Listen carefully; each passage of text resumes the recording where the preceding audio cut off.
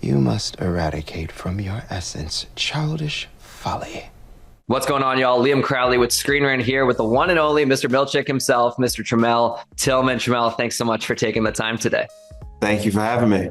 I'm so excited to talk to you because it's been so long since I've interacted with your character. It feels like it's been so many years, 3 years between seasons of Severance. And I want to ask you right out the gate, how did that impact how you view Mr. Milchick and also the greater Severance world, having so much time to kind of marinate between seasons?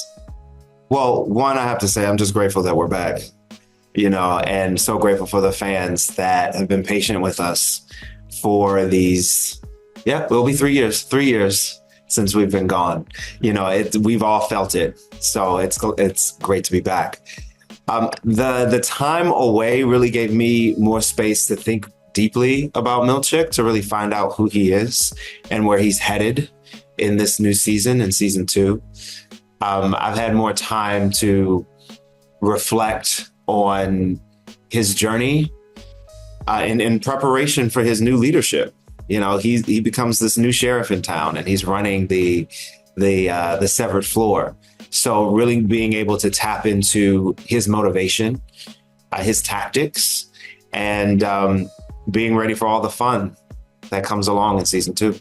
Mm-hmm. And throughout it all, too, what's so fascinating to me is he always doubles down on the Lumon side of the cause. No matter how much the innies rebel, he never once puts himself in their shoes and asks, maybe Lumon isn't up to the greatest of intents. Why do you think that is? What makes him so unwaveringly loyal to Lumon? He's committed to Lumon and to Kier, the teachings, the philosophy. Why specifically? I'm not sure that is clear. And I think that's okay. It's not clear.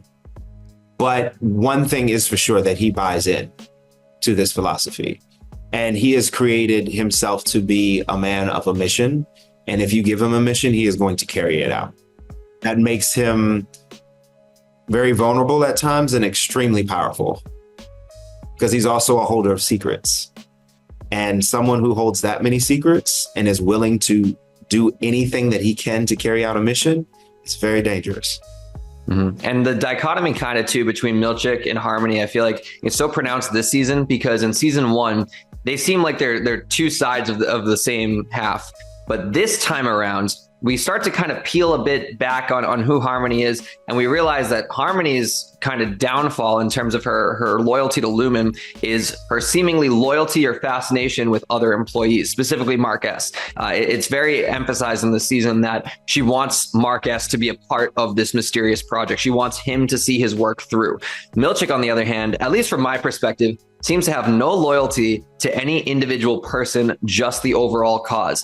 Is that true? Is that sentiment true? Or do you think there is an employee out there that Milchick maybe has taken a liking to, that he wants to maybe mentor through seeing their progress through Lumon? I believe that he does have some level of care. I think there's a humanity to him. I mean, there's this discussion about whether or not he's a villain. And I love that discussion, because that means it's ambiguous. And because it's ambiguous means that there is some semblance of hope, some semblance of light, potentiality, that he may care at some level. In season 1, when he sits with Helly during the break room, Helly tries to reason with him and say, you seem like a reasonable guy. And there's this moment where he stops and he says, not right now. There's always this practice. There's something in him that he's not completely cold. And I think that's what also makes him, in a weird way, likable. You mentioned Cobell and Milchick being of the same side of the coin in season 1. What is interesting, or what is delicious to me, is the fact that we don't know when exactly the fracture happens. And we also don't know if Milchick was the one who sold Cobell out and why he did that. And now that he is the boss, Cobell's former position, whether or not that was planned, And that's so much fun, and also speaks to, climbing the corporate ladder as well. It's a very middle management thing to do, to be able to see a position that you want and go after it by any means. Yeah, there's a lot that happens off screen within Lumon specifically. I'm also curious of what's happened before the show even started. Do you know Milchick's origin story, or have you conjured one up for him to kind of fill in those gaps of his personality? I definitely have. That's fun. That's always the best part for me. One of the best parts for me as an actor is to create an origin story for a character. I wouldn't be able to embody Milchick in the way that I do if I didn't give him a backstory, if I didn't give him a life to make him full. And so I have an idea in my own book of who he is, or where he started, I should say. Now, whether or not that completely aligns with Ben and Dan's vision, time will tell. Yeah, because what I find so fascinating is like the Mark S's of the world seem to have been recruited to Lumon. I wonder if there are people out there like a Milchick maybe who gravitated towards Lumon, who were kind of lost in the real world, and Lumon gave them a purpose. I don't know if that's part of the backstory you conjured up, but I guess, like you said, time will tell. Time will tell. I mean, it's very possible. We look at what Lumon is and how it's set up as this almost cultish infrastructure.